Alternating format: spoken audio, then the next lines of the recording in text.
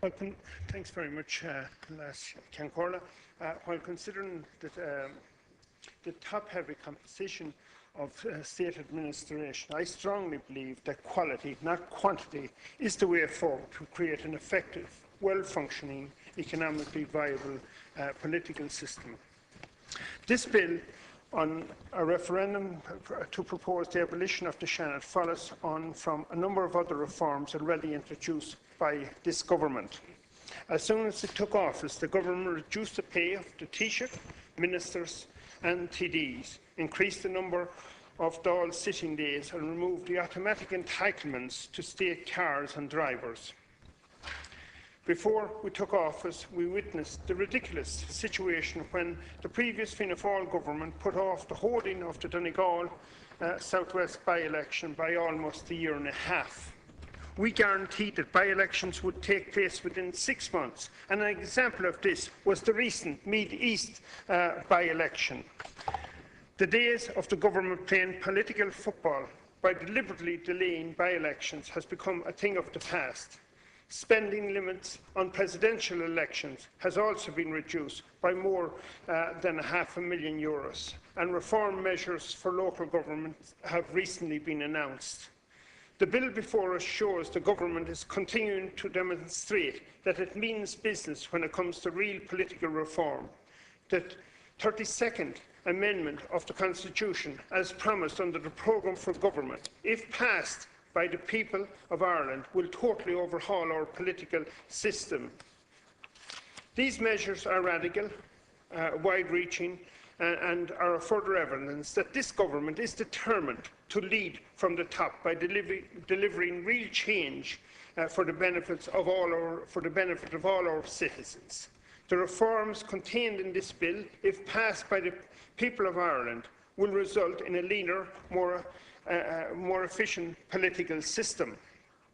I believe at a time when the government is calling for cutbacks and staff reductions in the public sector and reform of this sector, what better way to set good example than to reduce Oireachtas members and get its own house in order?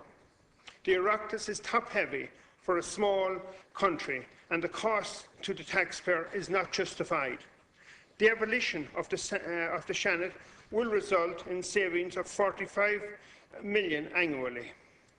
Expecting redundancies in other areas of public service without setting its own house in order is the height of hypocrisy, which is something you would only get from Fianna Fáil.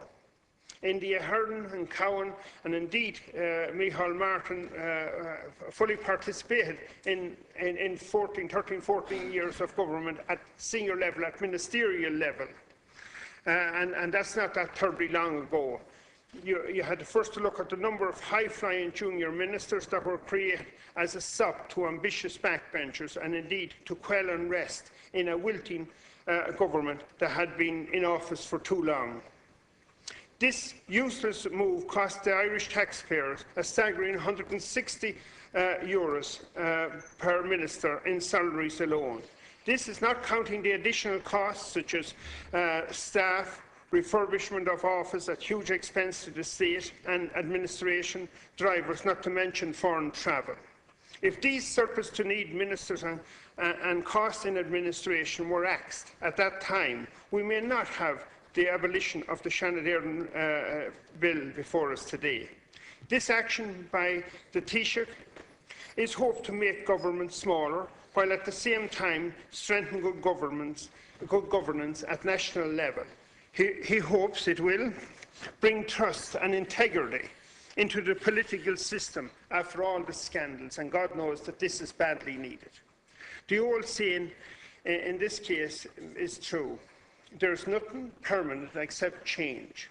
We must create new ways and adjust our political habits in such a way that citizens, especially young people, feel attracted to political participation after all the scandals and fiascos that happened under Fianna Fáil.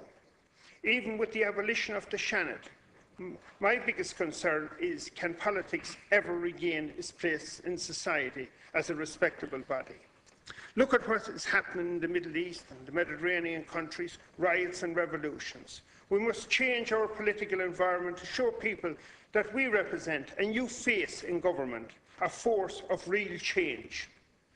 While the current government is implementing their policies of reform, has been implementing their policies of reform from day one, it is very evident from the way Fianna Fáil are carrying on in opposition that they are not prepared to change from their old corrupt ways of waste.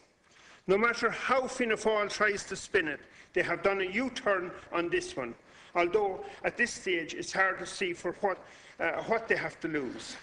Every man, woman and child in this country knows what went on under Fianna Fáil and what is still going on. Their cover has been well and truly blown by the greed of those who were and still are milking the system. Like it or not, Fianna Fáil is have been bailing out their cronies. They put a noose around the necks of Irish people, which is tightening daily until we fully reform our political system and get the country fully back on the rails. At the last Constitutional Convention meeting on the 8th and 9th of June, in baking hot sunshine, we were debating options for the reform of the Dáil electoral system, the size of constituencies, the number of TDs, non-parliamentary ministers, the case for an electoral commission to oversee the preparation and maintenance of electoral registers to foster integrity in the electoral system. While this was fine, in my opinion, the topic of radical plans like the proposal to abolish or reform the Seanad should also have been included, as we live in a parliamentary democracy. In most parliaments, there is a second chamber. These second chambers take many forms.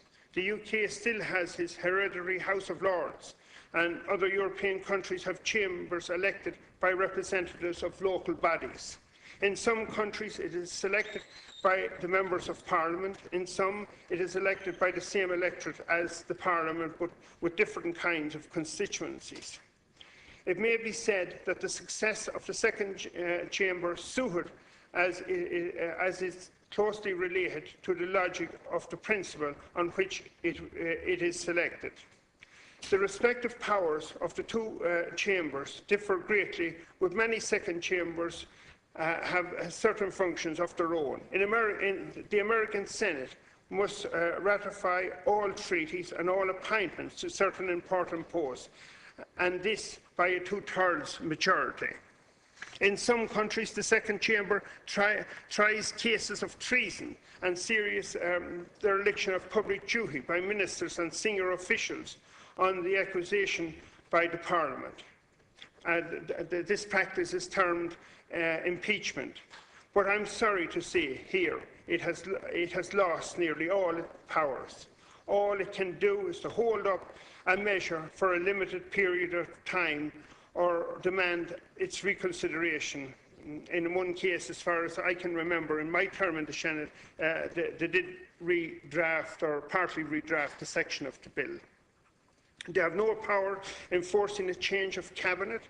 The fact that the power of a second chamber is now limited causes problems for the public looking in. I regret that over the years that there was such an unwillingness by the political establishments to bring about a reform of the Seanad. I suppose you could say it was a lack of responsibility by governments. Probably these failures resulted in this bill we have before us here this evening. Not modernising or finding new tasks for the Senate, particularly after joining the EU. Senator Mark Mashary's irresponsible behaviour and performance last week, particularly his attack on the Taoiseach, has created a lot of public controversy and jibe remarks about its role. One remark I heard over the weekend was that he behaved like a dying wasp or a hive of bees when their cosy nest was poked and went out of control in an attempt to protect his own cosy little arrangement. Anyway, our 1937 Constitution outlines its role as a second chamber and political structure. It had good intent and a role that was designed to create for sections of society: agriculture, education, industry, arts, commerce and culture. And indeed there was a platform there for graduates and indeed intellectuals from third levels institutions. So just over 10 minutes. It's just, sorry, is my time nearly run out? Yeah, it's up. Yeah, just I want to say in conclusion, if the citizens of Ireland decide to abolish the Senate, will the future be better? Or will there be genuine reform of the Dáil that had a very poor record in the first decade of the 21st century, and I mean the Senate had. Certainly, I mean, we saw the arrival of the Troika, indeed, to force us to get our national finances under control after the reckless hurling and cowing years that brought our little country to a dysfunctional state until this government took office. And hopefully that we will see real reform, as promised by the Taoiseach in this government, after the people take the decision, and that's up to the people. It's not our decision. We will be putting the referendum to the people, and it's for them to decide. Thank you. Brendan Griffin.